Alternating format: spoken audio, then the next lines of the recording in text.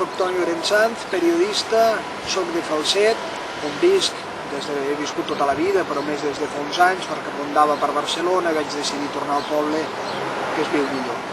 L'Òmnibus de la Mort, Parada de Falset, és un llibre de periodisme històric que reconstrueix la ruta de mort que va fer la Brigada de la Muerte.